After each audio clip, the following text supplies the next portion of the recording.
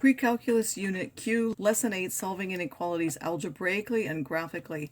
First of all, a quadratic equality is when we have the quadratic and then we have one of the inequality signs and zero. To solve it algebraically, we have to solve the equation and then find its solutions. If there aren't any real solutions, then the inequality will either be everything or nothing. If there's one real root, then it's the options of being everything, nothing, or just the one point, which is the root. And if there are two real roots, we're going to use a sign chart where we're going to find the roots, put them on a number line, then pick a test point from each one, see whether the sign is negative or positive, and put that there. If we want bigger than 0, we would want where it was positive. If we have less than 0, we would want where it was negative, and pick out the right intervals from that, and then write our solution in interval notation.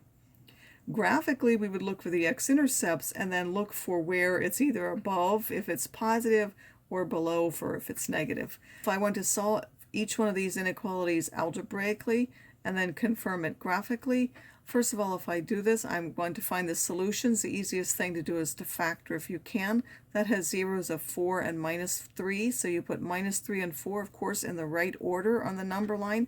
Then you pick any point in this region, so pick any point less than -3. I'll pick -4. This is negative, so the whole thing would be positive when you multiply them. I need to pick anything in this region between the two zeros. I picked 0, so if I put 0 in here, that's negative. If I put 0 here, that's positive. The overall sign of that will be negative because a negative times a positive is negative. Then I pick a value up in here, so bigger than 4, I picked 5. Again, you don't have to write the number, you just have to think about it in your head. 5 minus 4 is positive, 5 plus 3 is positive, a positive times a positive is positive, so these are the overall signs. And now I want where it's bigger than 0. Bigger than 0 means positive, so I want the two regions where it's positive. That will be everything to the left of -3 and to the right of 4, which will include this. We could, of course, do this in our graphing calculator by putting the function in the y equals and then graphing. If you can't see everything, or if you can't see the zeros, certainly because you want those solutions, you would want to change your window. Another thing, if you see points showing up, that means you probably still have a stat plot on. You might need to turn it off. It might also tell you it can't graph it. There's an arrow. Make sure you've turned all of your stat plots off. So we can see that wherever this solution is, which it looks like it's -3, we can check that, but it looks like -3 and 4, so to the left of -3, of course, is positive. In between -3 and 4 is negative. To the right of 4 is positive again, so that goes with that one.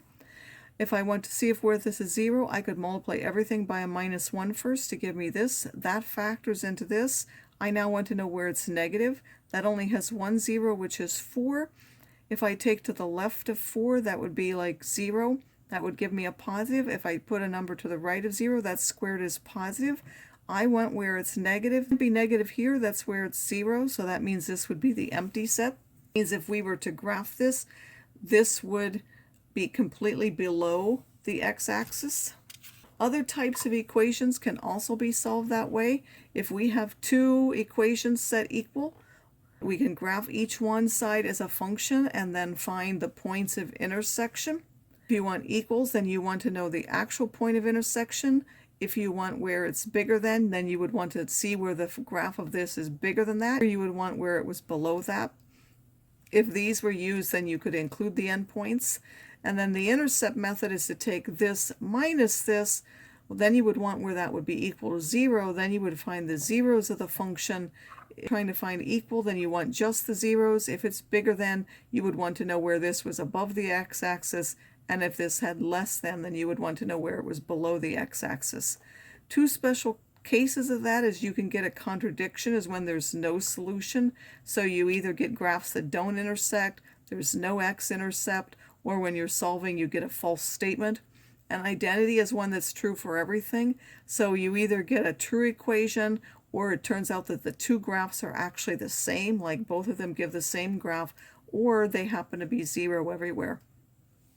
If we solve it algebraically, as we did before, we take to the 2 to the other side, then because this is less than, it has to be between the minus and the plus, and then we subtracted 3 from each part, divided by -2, so we had to switch the signs, which gave us this solution.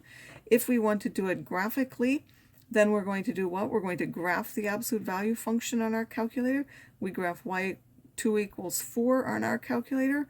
We find the intersection points are 0.5 and 2.5, and then from the graph we can see that this absolute value is less than the 4 in this region, and it says less than or equal to, so these points are included, and that means it would be everything between 0.5 and 2.5. If you did the second method, you would subtract that and graph just 1, and then look where it was below the 0.